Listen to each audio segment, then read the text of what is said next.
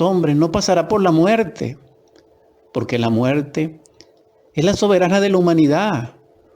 Oh, mi bendita madre, tú misma morirás como todo nacido, pero así para José, mi padre, como para ti, la muerte no será una muerte, sino una vida eterna y sin fin.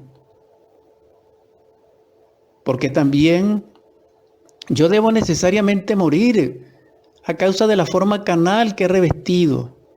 Ahora pues, oh mi madre querida, levántate para ir hacia José, el viejo bendito, a fin de que sepa el destino que le vendrá de lo alto. Este es maravilloso, este libro, este texto apócrifo, porque no solamente nos revela el Padre, sino que nos revela la muerte. Porque ciertamente lo más temible para todos nosotros, hermanos, hermanas, es morir. Pero sin embargo esa es la corona de todo. Bienaventurado aquel que conoce los misterios de la muerte. Bienaventurado aquel que muere en el yo, porque vivirá en el ser y en el espíritu y en el Cristo. Su vida no será vana, no. Entonces, ¿qué es lo más temible para nosotros? Morir. Pero sin embargo, si no muere la planta, si no muere el germen, no nace la planta. Sin embargo, si no muere la noche, no nace el día. Si no muere el invierno, no nace la primavera. Si no morimos como hombre pecador, no nacemos como hombres de virtud, como hombres crísticos, como hombres solares. Entonces, el Padre es maravilloso. Y simbolizado con José, vemos la dedicación y la consagración de él para con sus hijos, especialmente Jesús.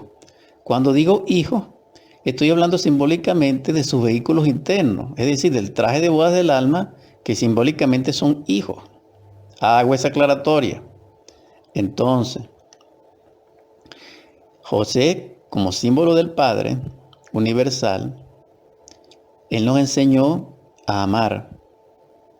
Él entrega su vida a la vida de sus hijos, especialmente la de Jesús. Repito, aquí estamos mezclando Jesucristo humano y el Cristo cósmico. Entonces, hagamos las diferencias. Este es un tema difícil, pero bueno, voy a tratar de llevarlo a cabo. Total en sí, ¿cuáles son las virtudes del Padre? Enseñar al Hijo, con el ejemplo y con la palabra y con el rostro.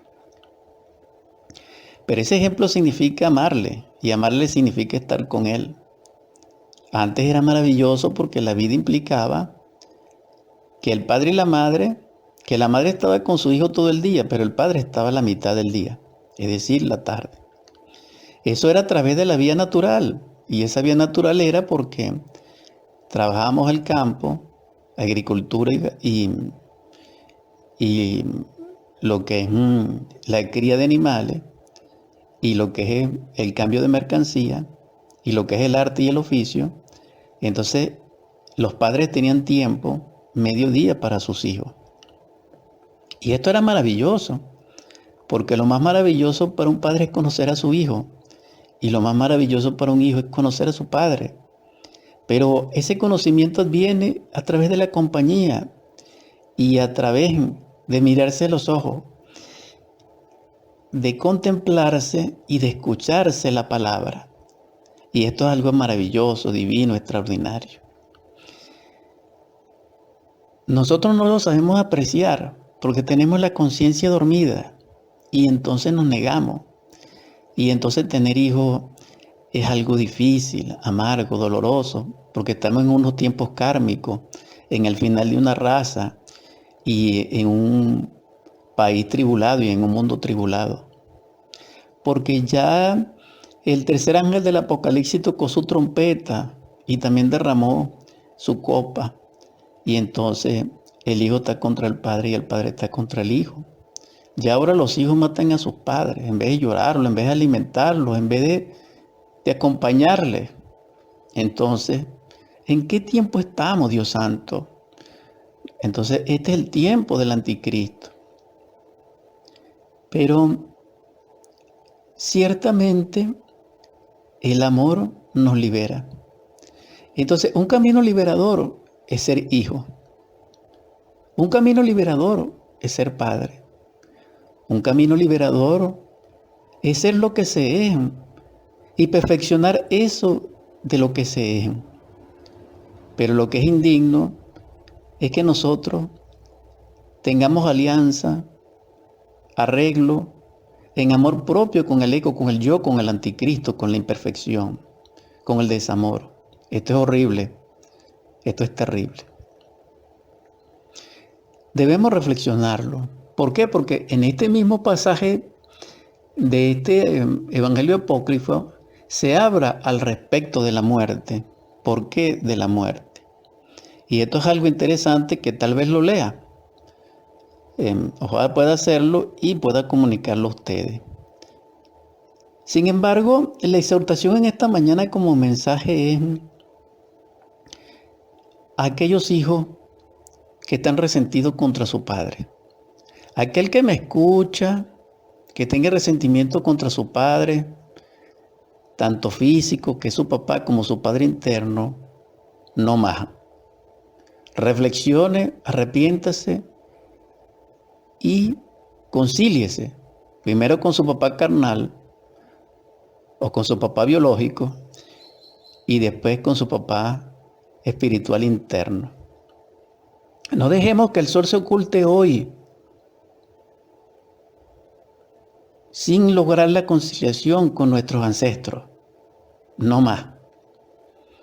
Porque el que niega a su padre a sí mismo se niega. Porque es nuestro ancestro y porque es parte de nosotros. Y esta cadena hay que romperla. La del odio, la del resentimiento, la de la venganza, la del amor propio, la de la autoconsideración, la del engaño. No más. El mandato dice, honra a tu padre y a tu madre. Y esto es algo de reflexión. Ahora bien, el padre es la verdad. El padre es el fecundador. El padre es el dador de la vida. El padre es el que sostiene el universo firme en su marcha. Y la enseñanza crística es, amemos a nuestro Padre sobre todas las cosas. Obedezcámosle, hagamos su voluntad. Esa es la enseñanza del Cristo. Entonces, hermanos, hermanas, comencemos a reflexionar sobre nuestro papá. Si él está lleno de errores, perdonémosle, porque primeramente él nos dio la vida. Él cooperó con Dios Padre Celestial para darnos la vida, para hacernos el cuerpo, para tejer esta vestidura con la cual vivimos. Y si Él no es propicio a nosotros, si Él no nos ama a nosotros, debiéramos revisarnos por qué. Porque todo tiene una causa. Y si nuestro Padre no nos quiso, tal vez nosotros debamos esa deuda. Porque si el espíritu de Elías clamó en la palabra de Juan, y así está escrito y dicho por el mismo Cristo, entonces eso significa que nosotros retornamos. Elías encarnó en San Juan Bautista, pero nosotros retornamos. Porque no sería justo de Dios que nosotros tuviéramos una sola existencia de 60, 70, 80 años, porque ¿cómo lograríamos perfeccionarnos? ¿Cómo lograríamos buscar su vida? ¿Cómo lograríamos transformarnos? Entonces, hermanos, hermanas, tal vez nosotros en alguna existencia afectamos a nuestro padre, a nuestros ancestros, y entonces ahora nos toca sufrir la angustia del abandono, de la orfandad, de la miseria. Porque aquel que tiene a su padre no solamente está honrado y es digno, sino que está sustentado y protegido.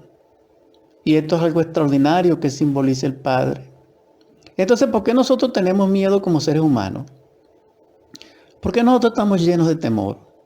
¿Por qué nosotros como raza hemos desarrollado un yo del miedo sin precedente en el curso de la evolución terrestre?